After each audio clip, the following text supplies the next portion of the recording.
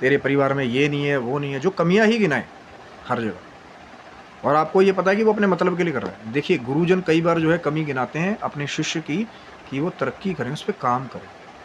लेकिन कोई ऐसा है जो आपका गुरु भी ना हो, कोई ऐसा जो आपके माता पिता भी ना हो। कई बार माता पिता भी डांट देते हैं कि बच्चा तरक्की करे, लेकिन कोई रिश्तेदार ऐसा है, अब शायद आपने बहुत लोगों ने वीडियो जब देख रहे होंगे और रिलेट कर लिया होगा कि कोई रिश्तेदार ऐसा है या कोई आसपास का पड़ोसी ऐसा कि आएगा हमेशा कमी गिनाएगा। अरे भैया तुम्हारे घर में ये वाली कार नहीं है, तुम्हारे घर में ये वाला एसी नहीं है, तुम्हारे सैलरी जो है वो इतनी नहीं है, वो देखो वो वाला कितनी लेता है। चाहे और आप इतने बड़े डिग्री होल्डर नहीं हो, चाहे खुद का बेटा जो है 10वीं फेल हो।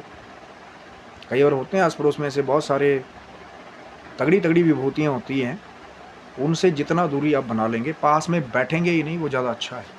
अब आप बोलेंगे भैया हमारे घर ही आ गए, तो कोई बात नहीं, बिजी हो जाओ अपने किसी काम में, काम करो। खड़ा है कि आई एम स्टडिंग, आप पढ़ रहे हो, तो फिर कितनी देर चटपट करेगा जब आप ध्यान ही नहीं दोगे, जब आप एंटरटेन ही नहीं करोगे उसको, कितनी देर वो आपको बार बार खींचतान करने की कोशिश करेगा। होता है ना, एक बॉलर आ रहा है बार बार बाउंसर मार रहा है और बैट्समैन डिफेंस मोड में ही रहे, कितनी देर तक वो उसका प्रयास करेगा। एक नहीं वो बोलेगा भैया अब यॉर्कर मारता ही, और पता लगे उस पर हेलीकॉप्टर शॉट लग जाए। तो कई बार डिफेंस की टेक्निक जो है वो काम करती है कि पास में आने ही नहीं दिया, दूरी, या दूर से प्रणाम कर लिया, भैया ये टाइम ही खराब करेगा, यहाँ वार्तालाप करके कुछ नहीं मिलेगा।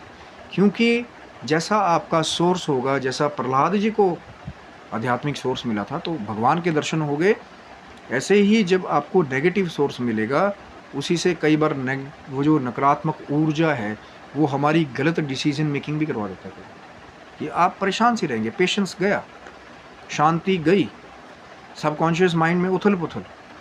तो ये उससे जुड़ा हुआ कि क्या सोर्स है। और वहीं पे जो बच्चे जो अचीवर्स हैं, जब आप उनकी जीवनियाँ पढ़ते हैं, या जो लेजेंडरी पीपल है जिन्होंने कुछ बहुत कंट्रीब्यूट किया, चाहे सोशल एरिना के लिए, चाहे मानव जीवन के लिए, उन तपस्वियों की जीवनी पढ़ते हैं, संतों की वाणी कई बार आप पढ़ते हैं, आध्यात्मिक ऊर्जाएं उन तपस्वियों की आपको मिलती है जिन्होंने वासनाओं पे विजय पा ली। मैं उनकी बात कर रहा हूँ भैया, सिद्ध संतों की, जो हिमालय में बैठ के तप करते हैं।